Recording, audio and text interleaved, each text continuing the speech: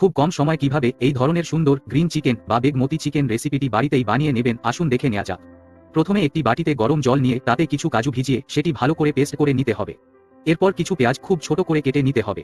কাটা হয়ে গেলে গ্যাসে কড়া বসিয়ে সাদা তেল দিয়ে তাতে এলাচ, কুচো পেঁয়াজ ও একটু নুন দিয়ে পেঁয়াজটা একটু লাল লাল করে ভেজে নিতে হবে।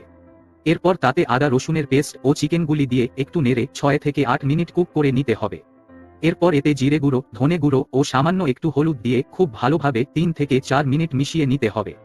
একটু তেল ছেড়ে দিলে চিকেনটিতে আগের বেটে রাখা কাজুর পেস্ট ও মরিচ গুঁড়ো দিয়ে 13 থেকে 15 মিনিট খুব লো ফ্লেমে চিকেনটি কুক করে নিতে হবে। এরপর চিকেনে গ্রিন কালার আনার জন্য কড়াই জল দিয়ে জলটি একটু গরম হলে তাতে পেঁয়াজ পাতা, ধনে পাতা ও কাঁচা লঙ্কা দিয়ে 1 মিনিট ভাপিয়ে নিয়ে সেগুলি একবার ঠান্ডা জলে ডুবিয়ে ভালো করে পেস্ট করে নিতে হবে। এবার চিকেনটিতে পাতাগুলি সেদ্ধ করার জল ও গ্রিন পেস্টটি দিয়ে 3 থেকে 4 মিনিট হাই ফ্লেমে কুক করে নিলেই ব্যাস তৈরি হয়ে যাবে গ্রিন বা বেগমতি চিকেনের রেসিপি।